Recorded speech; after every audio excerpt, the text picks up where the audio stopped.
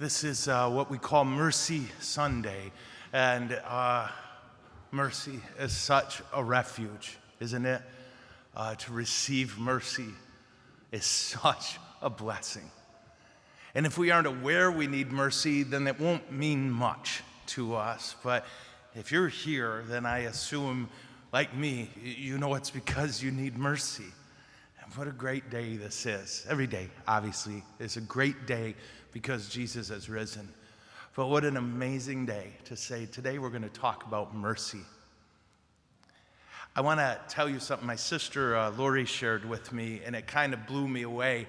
It was about a family who saw Easter Sunday was on the calendar and decided, we're going to go to church. They don't usually go to church, but they decided, you know what, we're going to go. And so packed up their kids, got in the car, got to church, and they were a little bit late, yeah?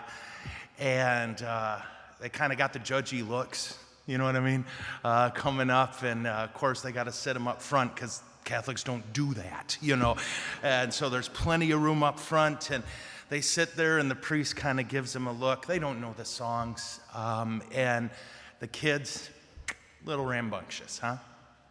And people keep looking at them, the dramatic sigh, very subtle. The priest gets up for his homily and talks about those creasters, huh? Those folks who come on Christmas and Easter. I don't know if you know this, but we're open all year. Gives them that talk. They didn't have a lot of money, when they put a couple bucks in the collection plate, and they got some looks. And then the priest gave a little lecture before communion about worthy reception of the communion. And if you haven't been here in a while, you shouldn't come to communion. And in the end, they just couldn't wait to get out of there, huh?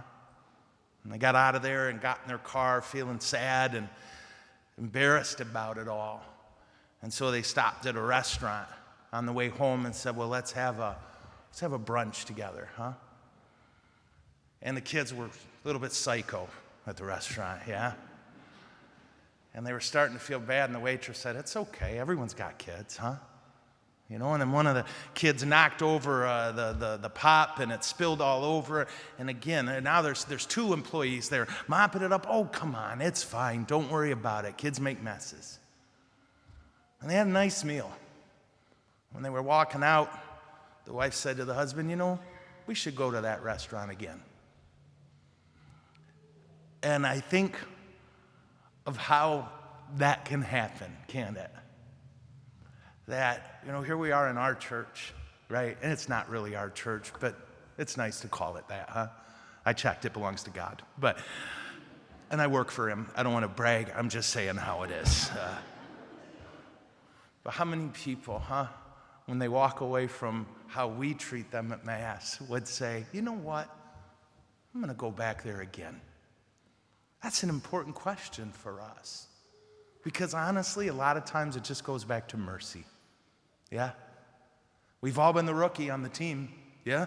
And everybody hates being the rookie. Everybody hates not what's going on. But can you imagine if being the rookie on the team and all the vets are like, get out of here, you're not a veteran yet. Well, how do I get to be one? Well, you got to stay here. But don't stay here. You're irritating us. You're doing it wrong. I think for me at least, what strikes me over and over and over, and I don't know if God will ever break through this knucklehead of mine. He doesn't need my performance. He doesn't need me to get it right. He needs me to know he loves me. Because once I get that, then when I get the rest of the things right, I won't be so judgy.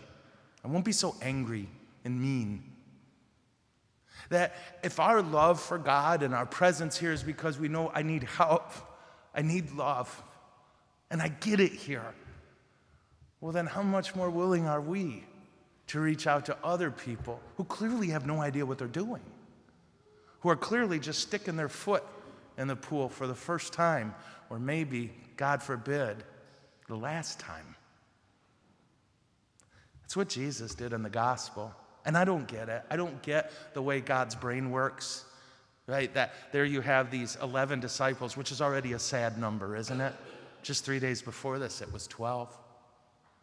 And they're locked up in an upper room. And Thomas, right? Now they're down to 10. Why? For a good reason. Thomas isn't hiding. He's not afraid. Whatever compelled them to all be locked up in this upper room, Thomas is out walking around. I have a theory he was getting Coke. Yeah? It's hot that time of year. But whatever it is, that's when Jesus comes. And I feel bad for Thomas. And again, I don't know. I'm not God. I checked. I'm not even good at it. But he's not there. The one guy who's not afraid, not locked up, and he appears to them, and they have this beautiful moment, and Thomas comes back with a bag of groceries, probably, and the obligatory French bread sticking out the top, yeah? What's going on?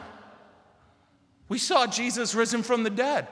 Oh, I'll bet you did. Let me just take the wine out of the bag, and, none of us would have bought it. In fact, if it was me, truly, I would have thought it was a joke. I would have. Don't mess with me, guys. Dead is dead. That was the rule until then. 6 days. Do you get that? 6 days in that stinky, hot upper room. And 9 guys trying to convince a 10th, or wait, I stink at math. 10 guys trying to convince an 11th, no, he's risen from the dead. That's great, guys. You go with that. And then he gives us criteria. What will it take for me to believe? I need to put my hand in his nail marks. I need to, my finger in his nail marks. I'm going to put my hand in his side. What's his point? You saw a ghost. If you saw something, it's a ghost. If I can put my hand to it, it's flesh and blood. And it's Jesus, and I'm in. So that's his mark. Do this, and I'm in. Jesus pops in, right? And I do love that he chills the guys out. Peace, peace. 6 days of angry dudes. And then he says, Thomas. And he sticks his hands out. And he says, put your hand here. He's not yelling at him. He's meeting him. This is what you need? Well, here it is. And Thomas's response, right? My Lord and my God. He's the first person to call Jesus God. Isn't that cool? And that Thomas, I told you this last year, so I won't beat it to death. Well, I want to. He left Jerusalem. Get out your globe when you get home. Check it out. He walked to Syria. He walked to what we call Iran now. And he walked deep into India. India. Walked. And made Christians everywhere he went. And why? Because Jesus met him where he was.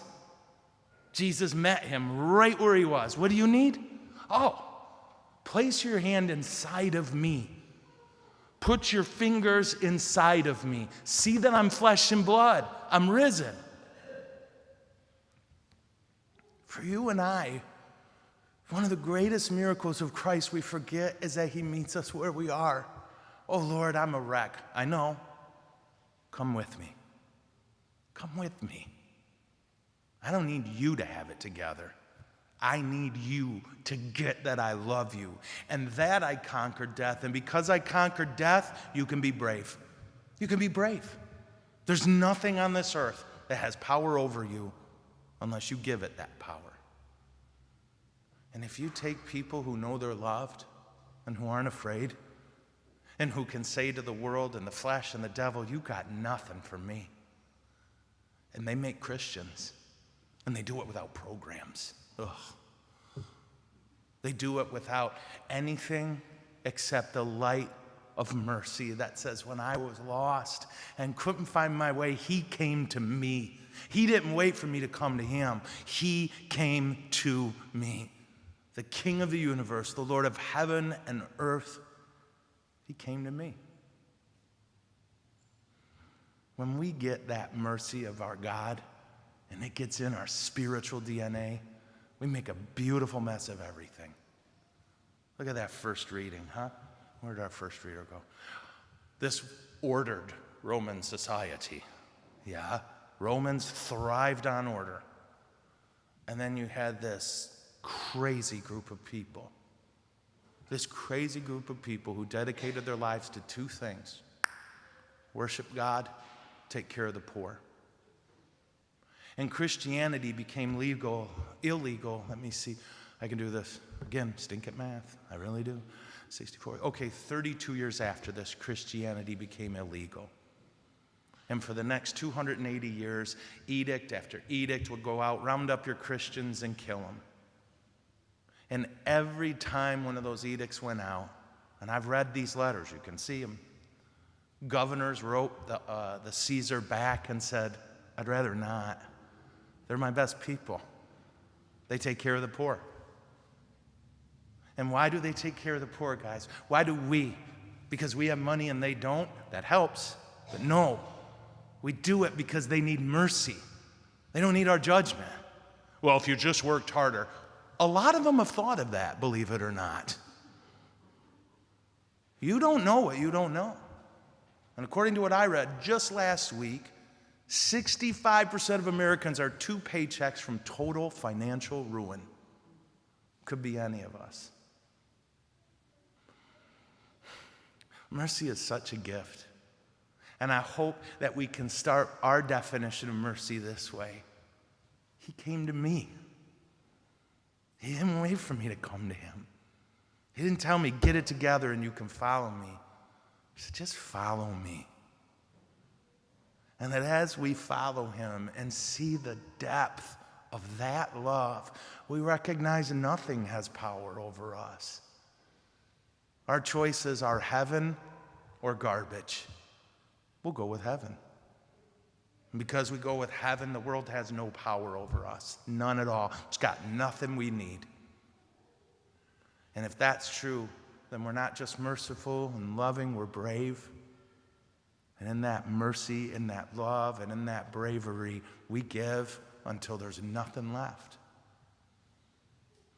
And this is what I want us to think about this week. And I know this is what the Lord has me thinking about all last week. Lord, you came to me. I don't deserve that, but I don't make that call. So today, in the name of St. Thomas, in the name of Sister Faustina, I'm asking all of us to just soak in the love and mercy and be the kind of people so filled with that love and mercy that it pours out of us in our ability to meet people where they are, not demand they conform to us or to our understanding of God, but simply say, you're here and you're loved. If we're right, they'll get there.